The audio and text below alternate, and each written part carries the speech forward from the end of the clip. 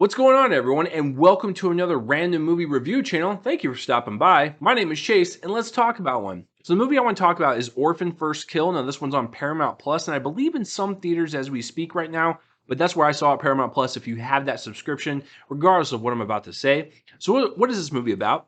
What is it? It is a prequel to the 2009 film Orphan, and this one follows Esther as she is trying to orchestrate a brilliant escape from an Estonian psychiatric facility, and she wants to travel to America by impersonating the missing daughter of a wealthy family.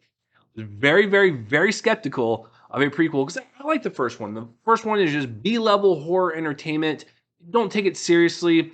The twist is what people talk about, and so yeah, I get it. It's not for everyone, but I really enjoy it, especially as a horror film fan that kind of as a teenager I would like venture out and watch like things like Evil Dead and like Dead Alive and all these low budget horror films, and I just appreciate kind of like just smaller horror films.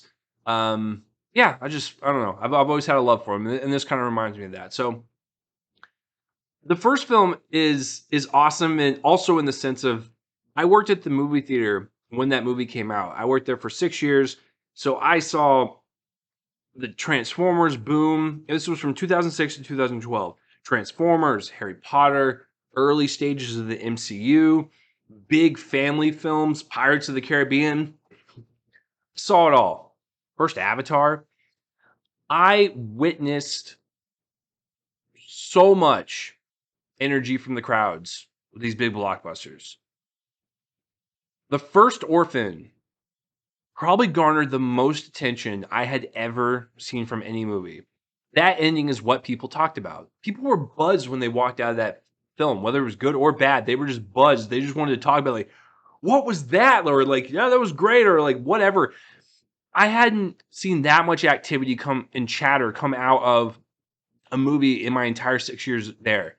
Same effect with like Shutter Island. It was mainly those like mysteries or like thrillers or horror films that had these like twist that I guess people hadn't seen in a long time, and they just I don't know catches them off guard and just like, whoa.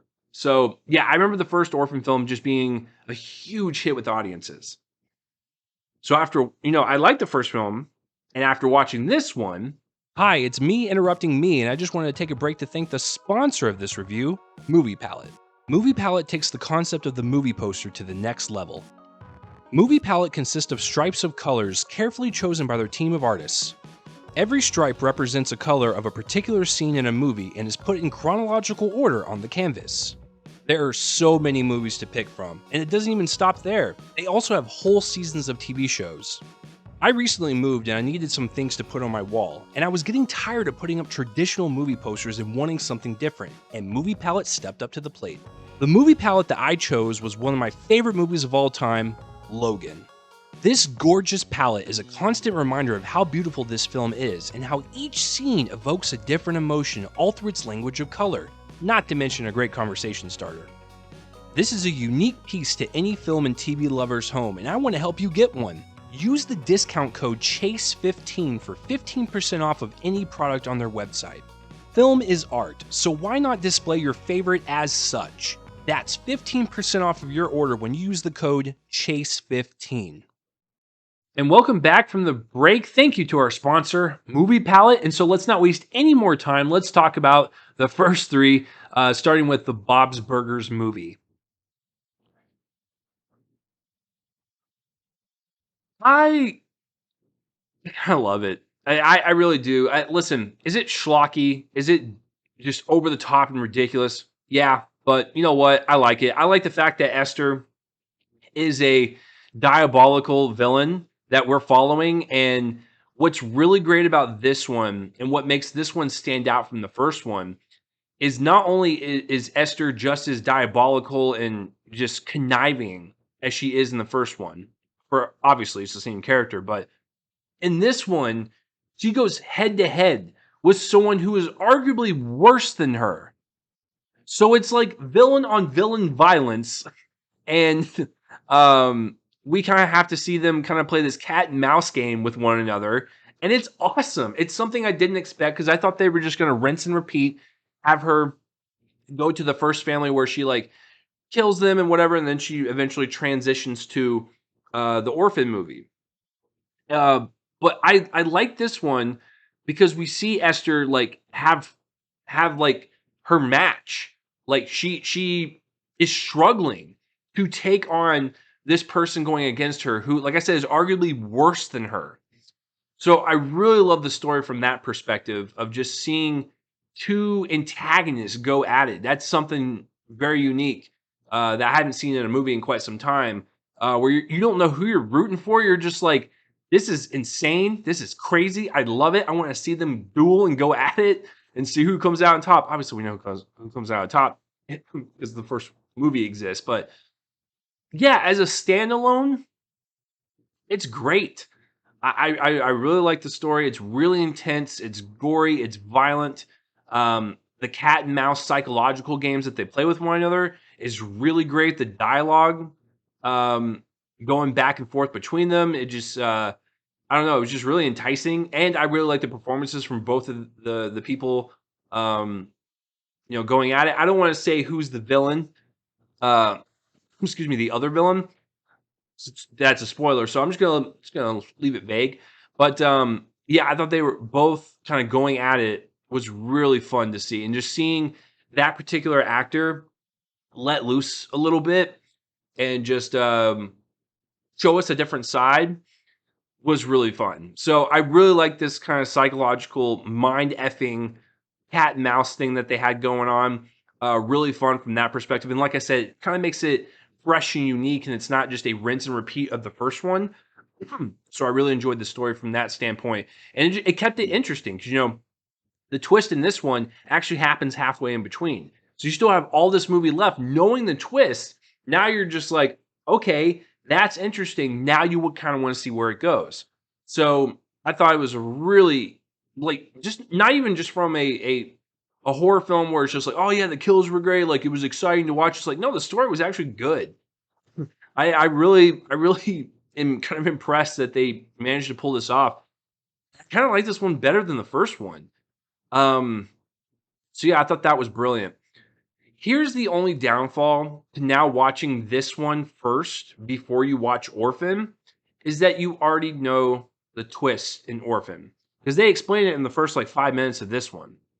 So the fact that Orphan hangs on that twist and it is said in the first 5 minutes of this one, if you watched it in order now, like as it is intended to chronologically, then that twist in the first one is not going to really matter. And that movie hangs in that it hangs on that. So, excuse me, that would be my only gripe is that if you wanted to watch this like as intended, like this is a prequel and then you watch the original, I don't know if you can do it. It's not going to have the same impact. I honestly think you just have to watch it how it's intended, like how it was released. I know that's not ideal, but that's what I was kind of thinking about was like the first one. That twist is so crucial that you already know it in this one. So it's like I, I don't know, like I don't know. I would prefer you watch it in the opposite order or like the order it was released theatrically. So I don't know. That'd be my only gripe in terms of like the story and just like character revelations and stuff. It just this actually plays out more like a sequel. So I don't know. Anyways, small little gripe. Anyways, back to Orphan First Kill. I really like the performances. Isabel Furman, excuse me. She plays Esther. She's played it in both films. Really great stuff. You have to do that balance of playing a kid, maybe playing someone older, and you really have to have like sensibilities for both in terms of age and act both. And I thought the kind of flipping back and forth. She's really great at it. Great at that.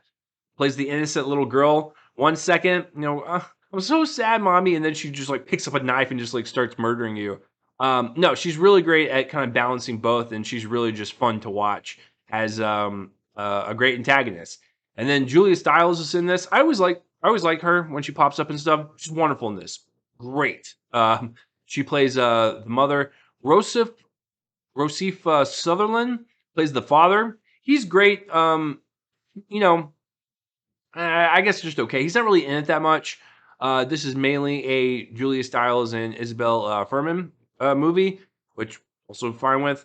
Yeah, and there's a bunch of like other secondary characters that pop up for maybe a scene or two, but they're not really that important. Everyone does a pretty good job, especially for a film called Orphan First Kill, which was the prequel to, Orphan. It's not like, the biggest box office smash of 2009. So the fact that everyone came to play and like elevated this movie like even further, I love that. I love when people like it doesn't matter what the movie is or the tone, or they just go in there and give it 100%. I loved everyone in this. Everyone did a either okay job to really great job. But yeah, I thought the kills were interesting. Definitely gory. Get you back into that kind of like um, gory B level 80s style horror film. I don't know. There was something very um, uh, timeless about this film. It's like you were watching, you're like, first of all, I love the Dark Castle logo, so it took me back to like early 2000s. But like just watching it, I felt like I was watching like this really cool small film from like 1984 or something. I don't know. It has that kind of sensibility where you feel like you're watching like this really kind of classic horror film. But it was made this year, so or made last year, but you know what I mean. But yeah, I really enjoyed it. Excuse me. If you are a fan of horror films, or if you're a fan of the first Orphan, or heck, even if you didn't even like the first Orphan, but you like horror films, give this one a shot. You actually might like this one. I actually like this one better than the first one. It actually worked for me as a prequel and even as standalone film. So, um, sorry, I'm coughing, but yeah, yeah, really enjoyed it. So, what did you guys think of Orphan First Kill? Please comment down below what you thought of the film, and that will do it for this review. I'm Chase Lee. Thank you for tuning in, and I will see you guys for the next one. Bye bye.